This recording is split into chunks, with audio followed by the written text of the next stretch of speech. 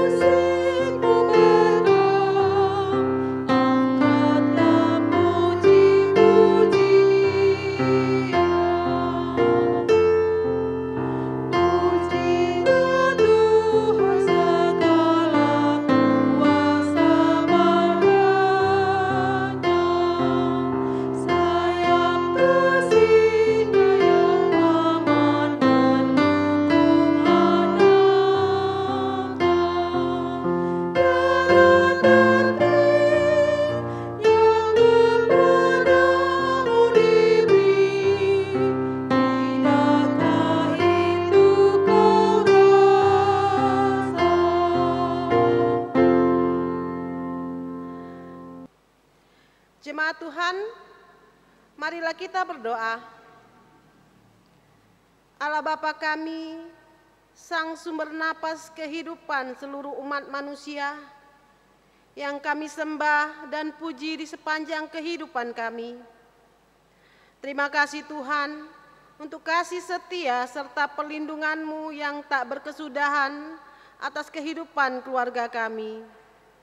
Dengan kerendahan hati kami memohon kepadamu untuk hadir dan memberkati persekutuan keluarga kami saat ini, dari awal, pertengahan hingga akhirnya, sehingga persekutuan keluarga ini dapat menjadi kesukaan bagi nama-Mu. Di dalam nama Yesus Kristus kami telah berdoa dan mengucap syukur. Amin. Jemaat dipersilakan duduk.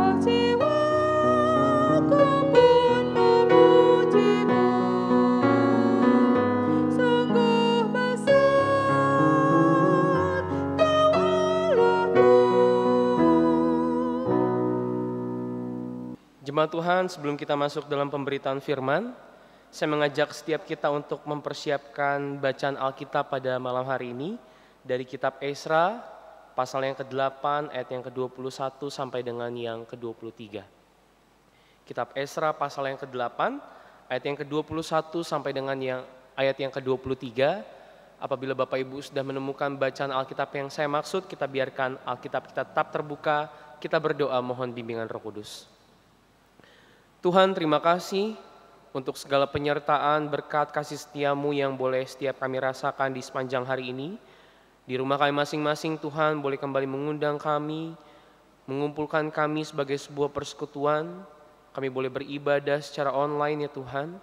Tengah-tengah keterbatasan, tetap senantiasa ada kerinduan kami untuk mendekatkan diri kepadamu, memuji nama-Mu, dan sebentar akan membaca sebagian keindahan daripada firman Tuhan.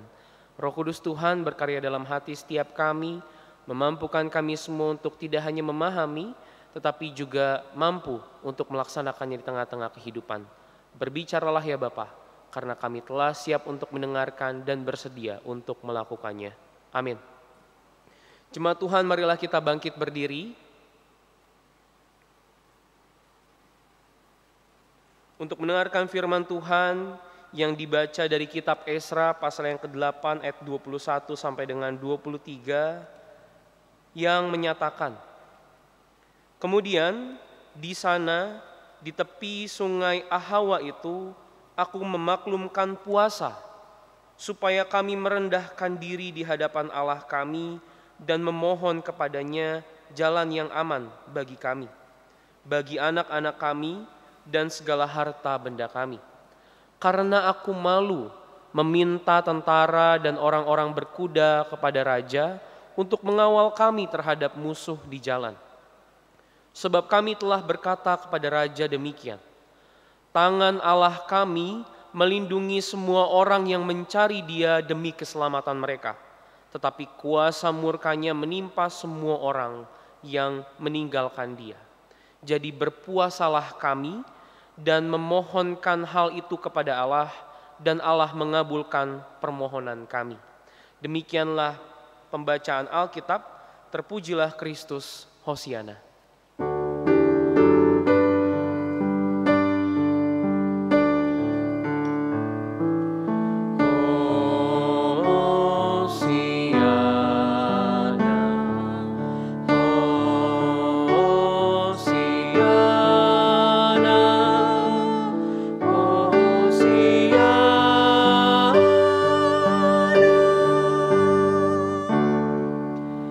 Kami persilakan untuk duduk kembali.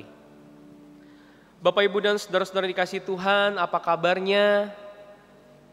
Selamat malam. Kiranya walaupun Bapak Ibu saya belum bisa mendengar sapaan dari setiap kita yang ada di rumah, tapi saya selalu berharap kita semua dalam perlindungan, kebaikan, dan kasih setia Tuhan. Bapak Ibu, kembali kita berbicara atau membaca tentang kisah perjalanan Imam Ezra bersama dengan rombongan bangsa Israel yang bebas dari pembuangan di Babel menuju ke Yerusalem. Nah, yang menarik di sini adalah tentang ibadah puasanya Bapak Ibu, tentang doa puasa.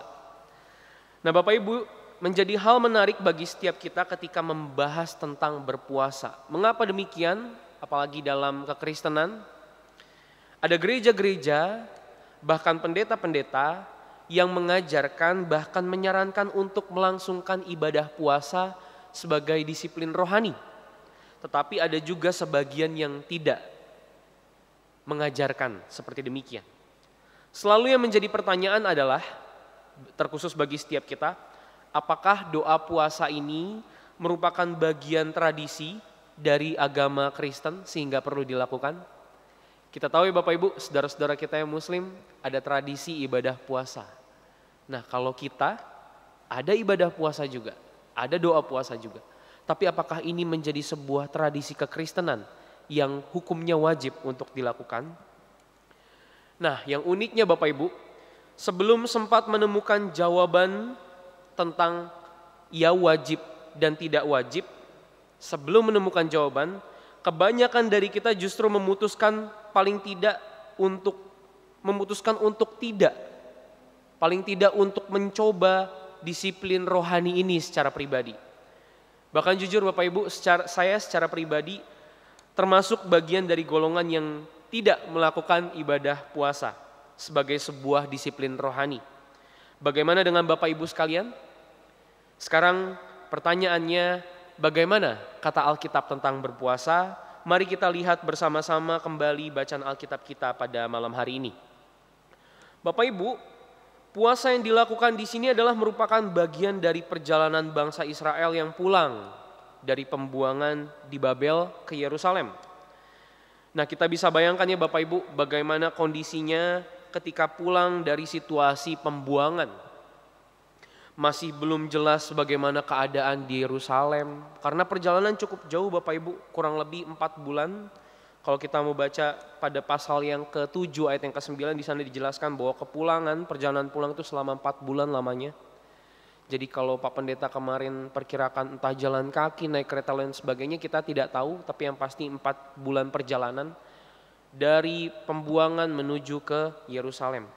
Kondisinya tidak jelas, kira-kira di Yerusalem seperti apa ya? Masih belum jelas di perjalanan apakah mereka akan baik-baik saja. Mungkin kondisi jalan yang kurang baik, terjal dan sebagainya. Belum lagi musuh-musuh bangsa Israel, belum lagi para penyamun yang hendak merampok dan lain sebagainya. Mereka belum jelas apakah di perjalanan mereka akan baik-baik saja. Masih belum jelas ketika mereka sampai di kampung halaman bagaimana mereka akan menyambung kehidupan. Pekerjaan apa yang akan mereka lakukan? Bagaimana mereka akan memenuhi kebutuhan hidup? Jadi bisa dikatakan Bapak Ibu bahwa bebas dan pulang pada saat itu belum tentu sukacita penuh Bapak Ibu. Masih ada ketakutan yang harus mereka hadapi. Bahkan penting untuk kita ketahui bahwa perjalanan ini dilalui selama 4 bulan seperti yang saya jelaskan tadi. 4 bulan kondisi perjalanan belum tahu seperti apa.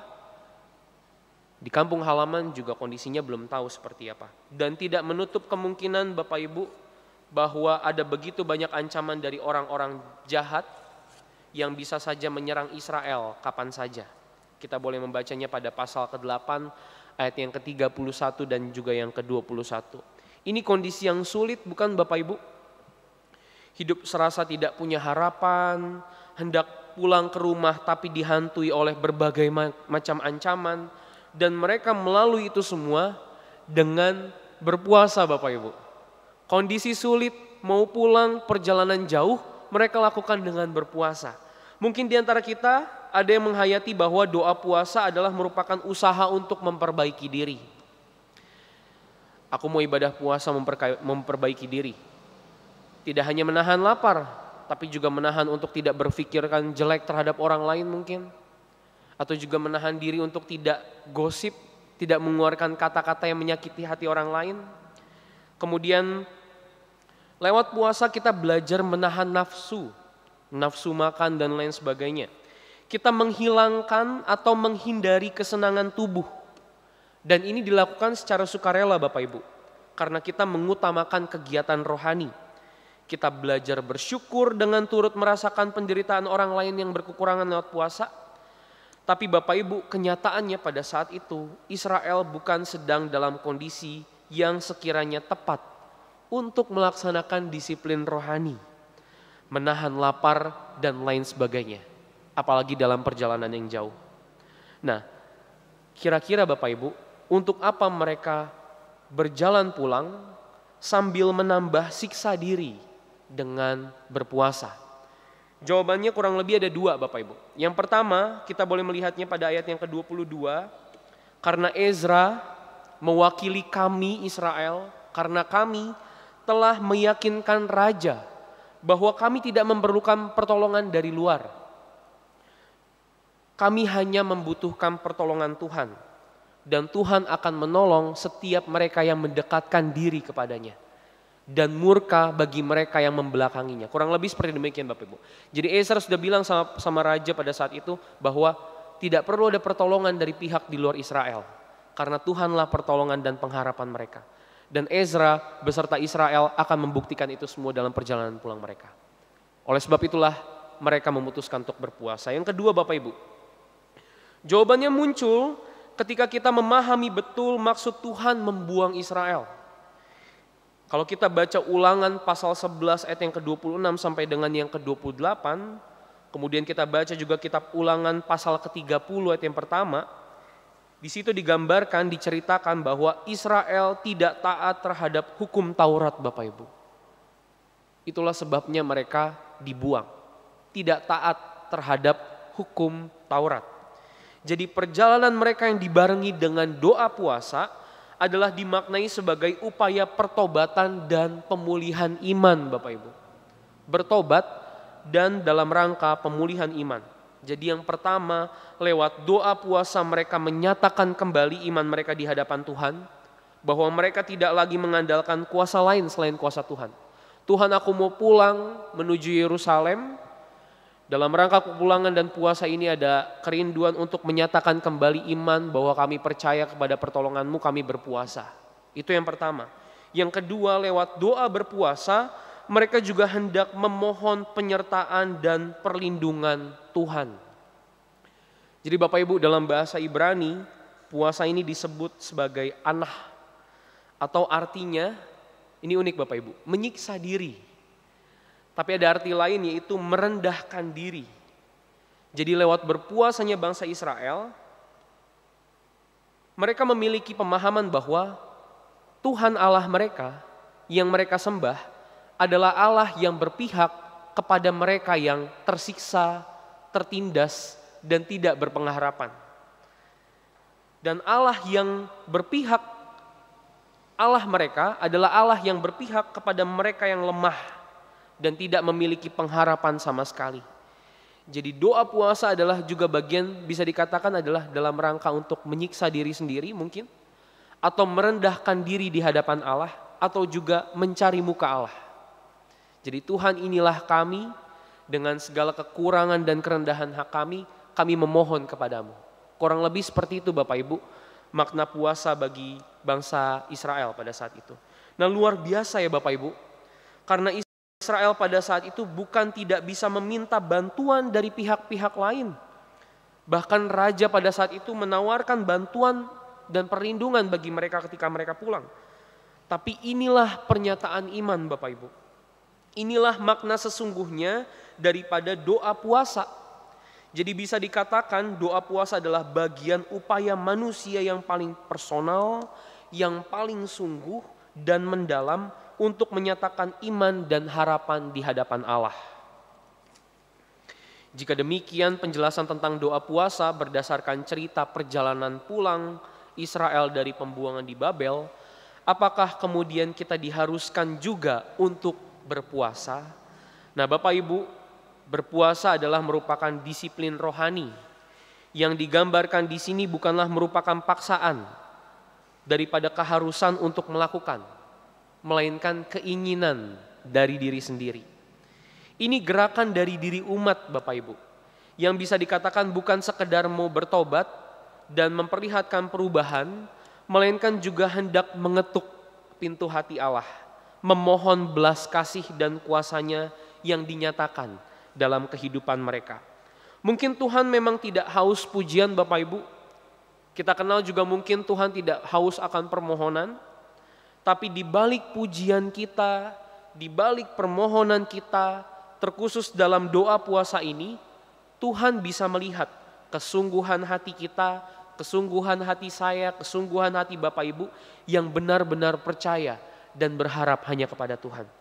Menjadi menarik Bapak Ibu, cerita ini juga menggambarkan bahwa doa puasa ternyata bukan dilakukan untuk keselamatan masing-masing, melainkan kepentingan bersama dalam perjalanan pulang dalam keadaan tidak kurang suatu apapun.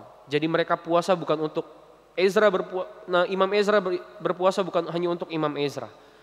Orang-orang Israel berpuasa bukan hanya untuk dirinya masing-masing, tapi untuk keselamatan bersama. Sehingga mereka boleh sampai di tempat tujuan dengan selamat, tidak kurang suatu apapun. Dari sini kita bisa belajar saling mendoakan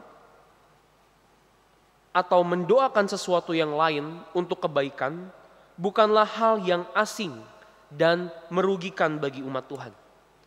Di tengah pandemi ini Bapak Ibu, menarik Bapak Ibu, jika kita sebagai umat Tuhan bersama-sama melangsungkan doa puasa demi keberlangsungan pelayanan gereja mungkin. Bapak Ibu berpuasa untuk Pak Pendeta Inyoman Jepun, untuk saya, untuk tim IT, untuk pemusik, para presbiter semua yang ada di sini dalam melayani Tuhan. Kemudian juga kita semua berpuasa demi kesehatan dan keselamatan seluruh negeri ini.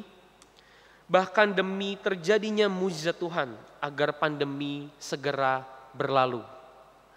Jadi kalau Bapak Ibu punya niatan untuk berdoa, puasa, saya titip doa juga Bapak Ibu. Bahkan saya mengajak setiap kita, mari jika kita yang berkerinduan untuk belajar memulai atau membiasakan diri melakukan disiplin rohani seperti demikian, jangan hanya berdoa untuk diri sendiri. Mari kita berdoa untuk kepentingan bersama. Jadi, masihkah Bapak Ibu kita bertanya-tanya perlu atau tidak melakukan puasa? Ini bagian daripada usaha untuk mendekatkan diri dan berserah kepada Tuhan. Maka lakukanlah apa yang baik demi kehormatan dan kemuliaan namanya. Amin.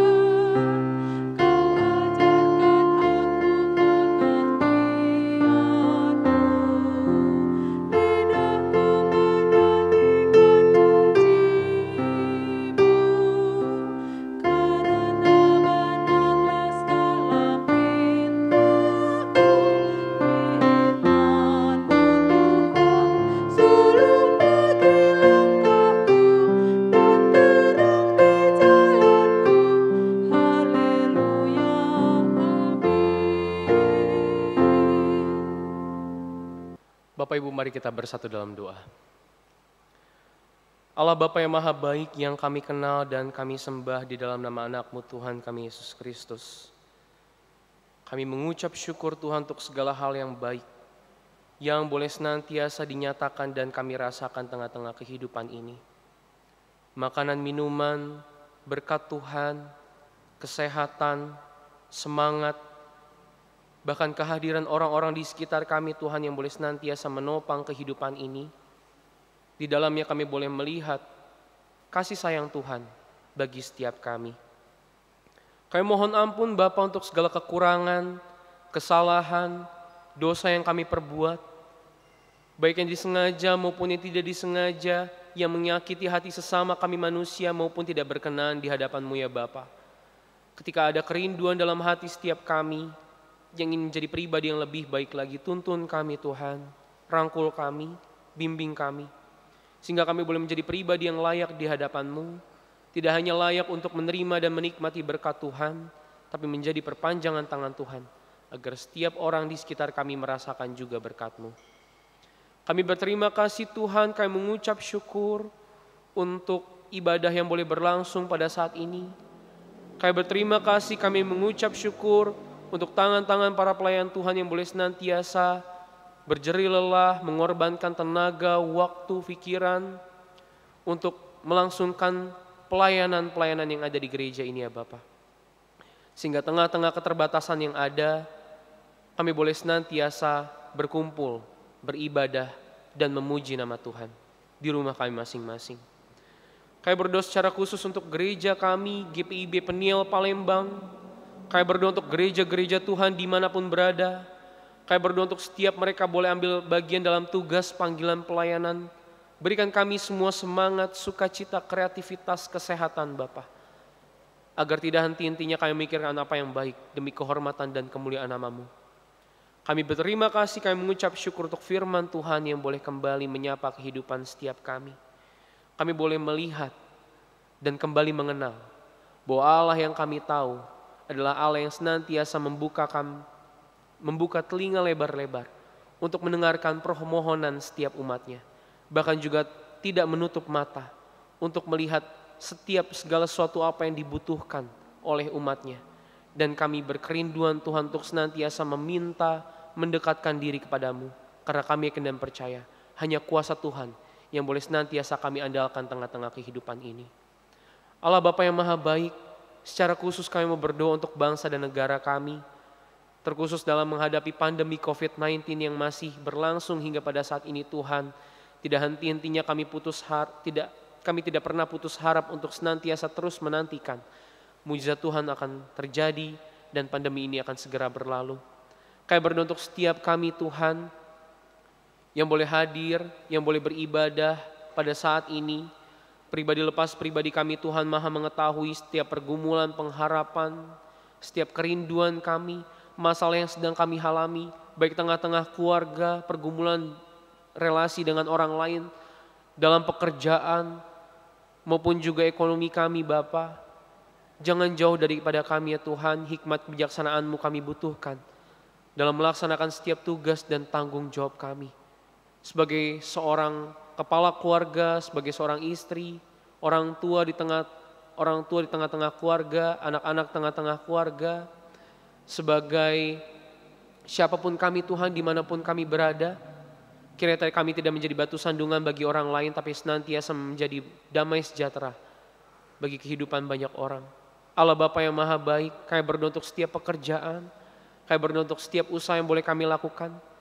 Kiranya Tuhan, kami yakin dan percaya ketika kami boleh melaksanakannya dengan penuh ungkapan syukur, berkat Tuhan berlimpah-limpah dalam kehidupan kami. Kami berdoa untuk setiap saudara kami, baik yang kami kenal maupun tidak kami kenal, dalam keadaan sakit, kelemahan tubuh, maupun dalam proses pemulihan Tuhan, jamah tubuh mereka, berkati mereka Bapa, baik dalam obat-obatan, makanan yang masuk, maupun tangan-tangan siapa saja yang merawat mereka pada saat ini. Menjadi sumber kekuatan yang baru, mereka boleh kembali sembuh, memuji nama Tuhan atas kesembuhan mereka, kembali melangsungkan aktivitas, pekerjaan, pelayanan, tengah-tengah kehidupan ini. Kami serahkan seluruh kehidupan kami yang penuh rahasia ini Tuhan, hanya ke dalam tangan-Mu. Peliharalah kami dalam nama anak-Mu Tuhan kami Yesus Kristus, Juru Selamat yang hidup, yang telah mengajar kami berdoa. Bapa kami yang di surga, dikuduskanlah nama-Mu. Datanglah kerajaan-Mu, jadilah kehendak-Mu di bumi seperti surga. Berikanlah kami pada hari ini makanan kami yang secukupnya, dan ampunilah kami akan kesalahan kami, seperti kami juga mengampuni orang yang bersalah kepada kami. Dan janganlah membawa kami ke dalam pencobaan, tetapi lepaskanlah kami daripada yang jahat.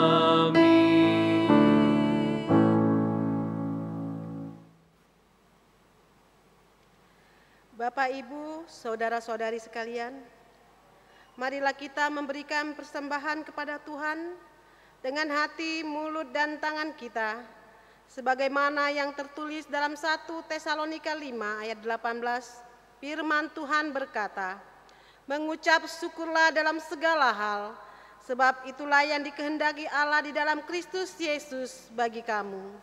Demikian firman Tuhan. Tuhan memberkati kita dan persembahan kita.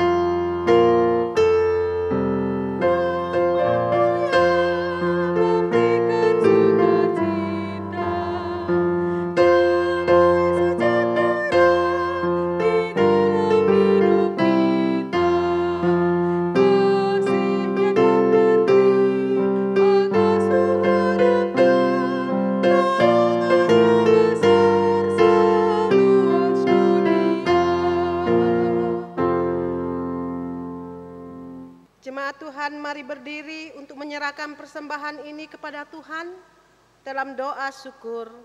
Mari kita berdoa. Kami bersyukur kepadamu ya Allah, Tuhan, untuk limpah kasih dan pemeliharaan sampai saat ini.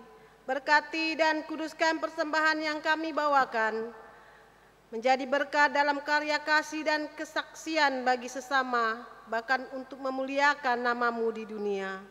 Dalam nama-Mu, Yesus Kristus, Sang Sumber Berkat, kami telah berdoa. Amin. Jemaat Tuhan, masih dengan tetap bangkit berdiri, kita akan berpisah dan melaksanakan firman Tuhan yang telah kita dengar.